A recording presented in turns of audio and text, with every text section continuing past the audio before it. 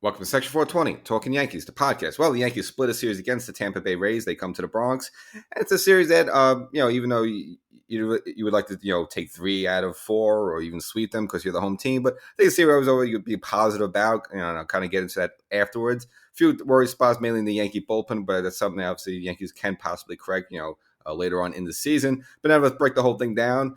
Before we get started, make sure you subscribe to the podcast. So wherever you listen to this, if it's your first time, long time, subscribe. There's got to be some button around there somewhere that says follow this, subscribe to this, even like it as well. You can do both. Hit the trifecta and get notified when new content comes up the rest of the season and other cool stuff exclusive for you podcast subscribers. So remember last time with the Yankees went down to Tampa.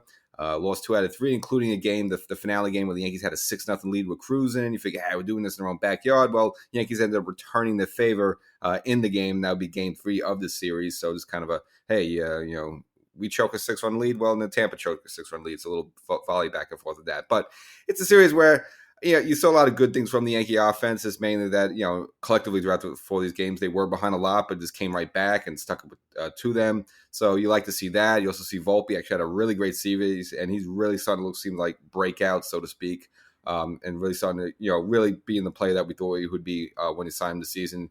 Going deep now with the long ball a little bit more often. So, he's kind of instead of this being like a little sideshow. So, hey, look what Volpe did. He's actually being part of this offense, which is kind of a different mind frame. So, like to see that again. So afterwards, again, a lot of good things to see from the series, even though it was a split at the end of the day. So the first game was the only game where really Yankees had no shot. At least early on, and it was Herman versus Drew Rasmussen. And Rasmussen, he's the guy that the Yankees have not been able to figure out. And collectively, I think 21 career innings against the Yankees, they have not been able to score against this guy. And this would be the case in this game as well. Now, Herman wasn't terrible at all, but they did finally get to him in the 5th inning of this game. Yandy Diaz with an RBI double gave Tampa the 1-0 lead. And then collectively, this was just a situation where the Yankee bullpen just collapsed. And Yankees, other than Marinaccio, didn't really put their A-plus guys in there. Now, before the game, the Yankees brought up Ryan Weber from AAA. Remember him from last season? He was kind of the journeyman, the 32-year-old, who kind of the 32-year-old, quote-unquote, rookie, so to speak, who was kind of up and down a lot last season. I guess the Yankees brought him up for this game, and he really didn't do much. Didn't help the bleeding in this game. And again, collectively, between Marinaccio, Abreu, and Weber, I mentioned, collectively giving up 6 runs in this game. This really got away from the Yankees through the 6th and the 8th inning and put the Yankees in an 8-0 hole. Now, in the bottom of the 9th, finally, the Yankees put a little something together. Thanks to Gleyber Torres' RBI single with two runners coming with the bags loaded, 2 runners in the score, cut the lead to 8-2. Wowee! But, of course, the Yankees not able to do much after that. And the Yankees dropped the first game 8-2. And again, Herman is another hard luck loss. Pitch into the 6th and again, only charged with 1 run. Again, he deserved a better fate with that. And we've seen Herman have some, performances like that where just the Yankee offense didn't give much to work with. And the Yankees dropped the first game by a score of 8-2, which then brings us to the second game with Cole on the mound. I'm sure Cole's seething. Again, he took the responsibility for blowing that 6-run lead last time these two teams faced off. Well, this game wouldn't be as dramatic as that in that sense, but Cole did fall behind early in the 1st inning. Randy Rosarina, who has killed Cole always. He has a highlight reel of home runs against Garrett Cole, and no different here. Hits a solo shot in the 1st. Puts the Yankees behind 1-0, but the Yankees answered right back in the bottom of the 1st with Anthony Rizzo, who also heated up a lot in the series, which we'll get into, tying the game in the bottom of the 1st with a home run of his own. At that point, 1-1, but Cole again, not really as sharp. And of course, Boone said it wasn't really a bad pitch, but nevertheless, Jose Siri with another solo home run in the 2nd puts the Yankees behind 2-1, and then in the 5th, finally, Volpe, who I mentioned at the beginning of this episode, really started to heat up, and in this series, both with his feet and with the bat, solo home run of his own, tied the score up at that point 2-2. Now the Yankees would go to head finally in the 7th. That gentleman again, Volpe, with an RBI hit, put the Yankees up 3-2, and then Oswaldo Cabrera with an RBI single of his home increased the Yankees lead to 4-2. Now Cabrera got a little aggressive, went for second base, tried to make a double out of it. They threw him out, so that kind of killed the potential because there were a couple of runners. There was another runner on there. Could have been a bit of a bigger inning, but nevertheless, the Yankees had to walk away from the 7th with the 4-2 lead. But in the 8th, an unlikely scenario happened with Michael King, who's rather clutch for the Yankees. In his 2nd inning of work, he would give up back-to-back singles, put 2 runners on, and then with Josh Lowe up, would serve up a 3-run home run,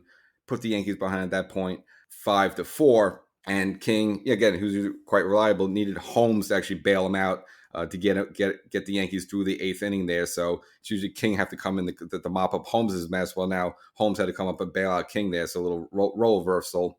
Now in the bottom of the eighth, Judge would get on with a walk, and then Rizzo, who hit a home run early in the game, would hit his second home run in this game as well. Then turn the score backwards into the Yankees' favor by a score of 6-5. And gotta have to mention that it was Anthony Rizzo bobblehead day at Yankee Stadium. So shockingly, of course, he has to hit two home runs there. So you shouldn't really be surprised. And then in the ninth inning, I guess with Holmes, I guess they didn't want to push him too much and whatever. If he has a little success, you kind of want to just get him out before something bad could happen. That's kind of been the case most of the part with Holmes lately. Actually, Boone decided to put Wandy Peralta on there in the ninth to close it out, and Peralta gets his first save of the season, and something you would see in the next game in Game 3 as well. And could there be a possible change of the guard there? We'll see about that now. Game 3, I guess what you would call the revenge game in terms of it was the Yankees that fell into a 6-0 hole. Now it's got to get a little concerning because Nestor Cortez, who again he was decent against Oakland, but his two starts before that against the Twins and especially against Texas was not good at all. Now he claims he's not hurt, he's fine. He really can't, he can't realize what's wrong here, but he has not been the same Nestor for quite a while, at least consistently. And he would put the Yankees in a big hole in this game now. He's up against Shane McClanahan, tough lefty in his own right. But in the second, Taylor Wells would hit an RBI single off of Nestor, give Tampa the 1-0 lead. But the big blow was in the fifth with the bags juiced. Yandy Diaz, grand slam, puts the Yankees behind in a 5-0 hole. Now, Tampa would add another run in the fifth, giving the Tampa a 6-0 advantage. And it's, one of those situations where you just can, now you go, here we go with Tampa, but also what's going on Nestor. So you kind of, got to get a little concerned. But finally, the Yankees get to work in the bottom of the fifth inning with Bowers on. Higgy with a 2-run home run against McClanahan. At least, gives the Yankees a little sign of life. And then later on in the inning, Judge would hit the first of his two home runs in this game, kind of duplicating what Rizzo did the game before. With Torres on, 2-run home run, brought the Yankees even closer by a score of 6-4. Now, by the sixth inning, Ryan Thompson would be out of the bullpen, so they were able to get McClanahan out of there. Now, Volpe would score on a wild pitch, brought the Yankees even closer to score 6-5. And then later on in the inning, with Torres on again, kind of duplicating what Judge did the previous inning, Judge hit his second home run of the game, more impressive. Kind of really pulled this one down the left field second deck there and kind of admired it a little bit, something you don't really see from Judge too much. I don't think he was kind of showing them up. And we saw a little antics at Rose Arena now where he kind of like folds his arm there if they hit a home run. And I don't think Judge is too classy. I don't think he's kind of showing them up a little bit. I think it was a situation because it was kind of swinging towards the left field pole there. So I just think Judge was kind of checking out to see if it was fair or foul. I don't think he was admiring his home run. But nevertheless, it was a home run nevertheless. Swung the score back in the Yankees' favor by a score of 7-6 at that point. Now the Yankees will tack on a couple of more. With Rizzo and LeMahieu on. Cabrera, who's now he's starting to heat up as well. He was a guy who, again, April you were looking for. Where is this guy? Hits an RBI single, scores those two, and increases the Yankees' lead to 9-6. Now, the Tampa would try to scratch back in this game. Mariachi led a couple of runners on, and then Holmes in, kind of, duplicate what we saw the game before there. With a couple of runners on, Holmes was not able to get out of the jam, would surrender an RBI single to Rose Arena. 2 runners scored, so brought Tampa even closer by 9-8. But in the ninth inning, Boone went to Peralta again to close the game for the save, and he did. And the Yankees walk away with a thrilling, exciting 9-8 win. Again, a comeback win where the Yankees were in a 6-0 hole.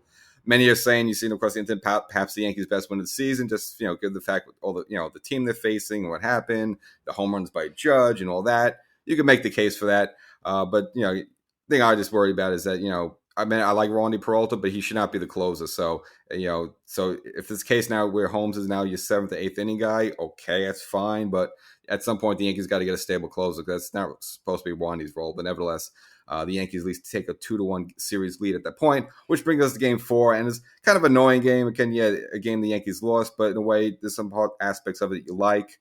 I think that was a situation just from having poor personnel, and I think it's something that the Yankees are going to rectify, as the season goes along. Now it was Clark Schmidt versus Zach Eflin. Now Schmidt collectively said had his best start of the season in the previous game against Oakland. But again, that's Oakland, not exactly the greatest team in the world.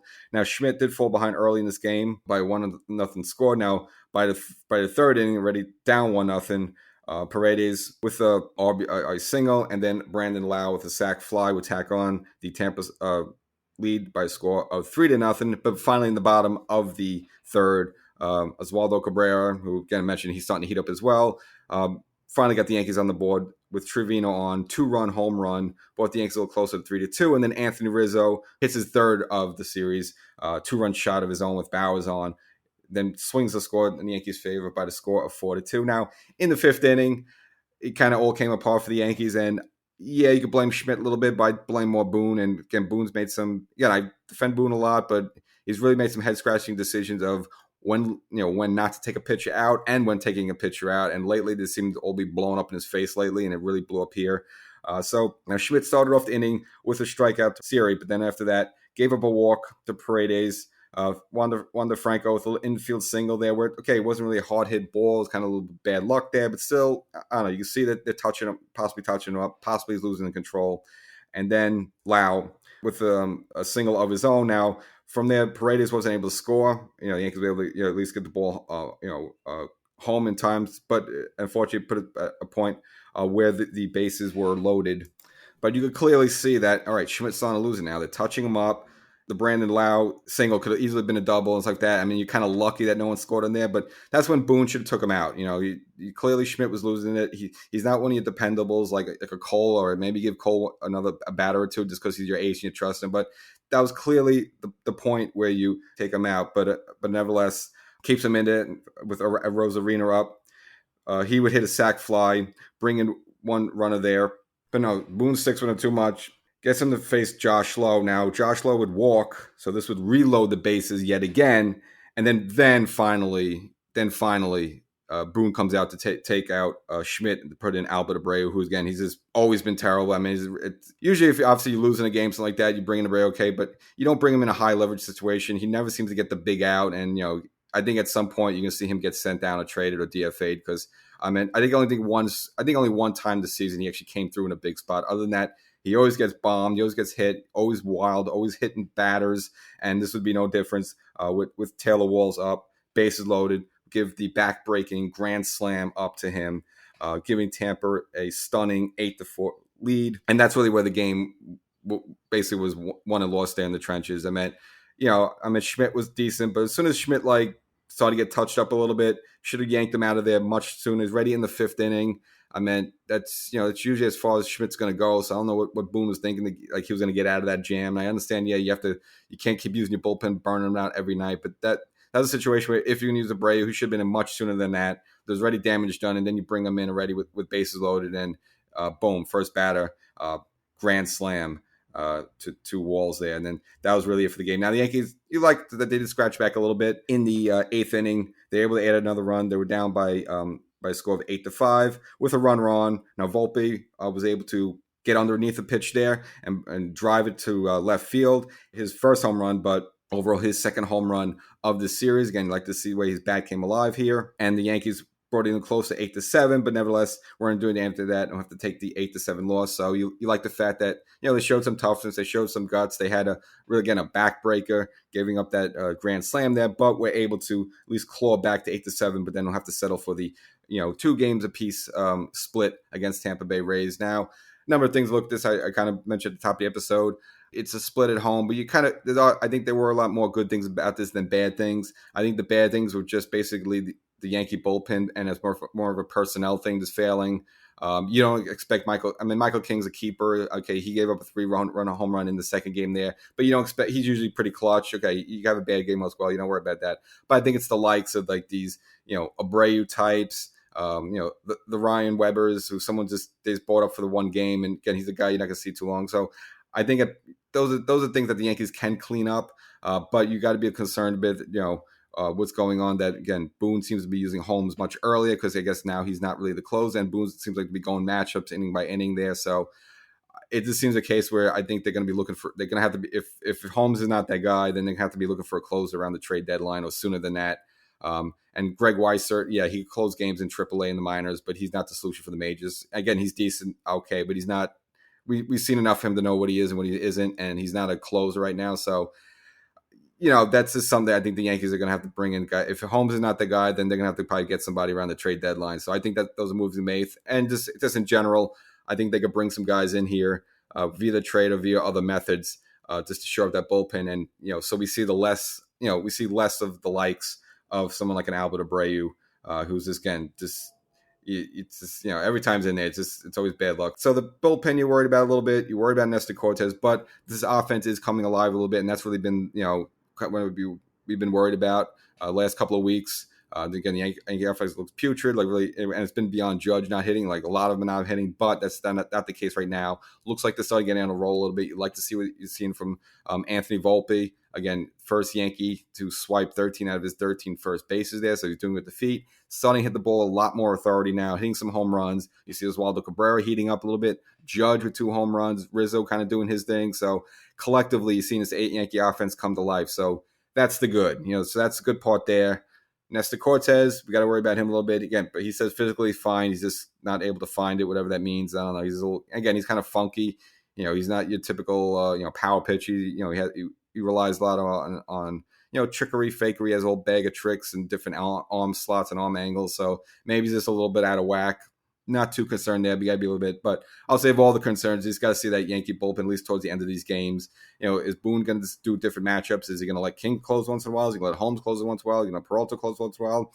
Something you can think about. A lot of other teams do that. You don't have to have a de facto closer. I think it just helps when you do. But if that's going to be one area where the Yankees going to have to look at, improve on if Holmes is not that closer. And again, he's decent one time, then he has a bad outing, good outing. So he's not exactly making a case for him that he should have that job. So looks like it's out in the open there. So those are things to look at right now. So the Yankees after this will head to Toronto, another AL East showdown there. And, that's, of course, that's going to be tough there as well. Now, a little good news, the Yankees got finally on Rondon. Looks like he's throwing again. So even though he has this chronic back issue, which the Yankees took him to 3 different doctors to look at, but he's still able to at least throw. Now, they say his velocity is up right now, but he's still having a little control problems with his control. So he has to kind of get that ironed out. But they say the elbow feels fine. And I guess he's even with the chronic back issue, whatever that is, whatever injections whether they gave him to get through it, he's been able to get through it. So he's throwing. So, okay, no timetable, of course. Now, Severino looks like he's a little close. They're going to give him one more start at Double-A on the 16th. And then after that, he's feeling that he should be good to go and be activated and ready to go. So, again, maybe by next week, possibly, we finally see the debut of Severino, which once they throw him out there, he's only going to go about, I think, 4 innings at most, when he comes. But again, nevertheless, be a breath of fresh air. And with putting him into the starting rotation, then, and again, it'll be a solution for the Yankees. You could take someone like Clark Schmidt, who I think is a quality pitcher, maybe not a quality starter, at least a quality pitcher, and now he could be an option at bullpen, so he could be in there to get out of a jam, or at least give you an inning versus someone like Albert Abreu or Ryan Weber. So that would be the good bet of that. Of the two, I would say Herman stays in the rotation. Again, he's been more impressive than Schmidt. He's been getting Yankees better quality starts, and he's more of a starter than Schmidt, who, again, he has a lot of experience as the bullpen. I think it's a better fit for Schmidt. So that's where the Yankees at. Split a series with Tampa. Again, it feels it's more positive, even though it's a split, that, the Yankee offense seems to come to life against a team that, and a pitching staff that's typically shut the Yankees down. So you like to see that. A little bummed out. Again, the Yankees really could have taken 3 out of 4 in this one, but you kind of going to show that, the Yankees should have taken at least 2 out of 3, maybe swept them the last time they faced them in Tampa, and then you come here at home, another 4 games where you probably should have taken at least 3 out of 4 of that. So even though the Yankees are far behind Tampa in the standings, you at least show that you can battle with them, and, at least it puts that little nugget in their head, something for them to think about. So that's the episode. We'll catch you on the next one after they're done with Toronto.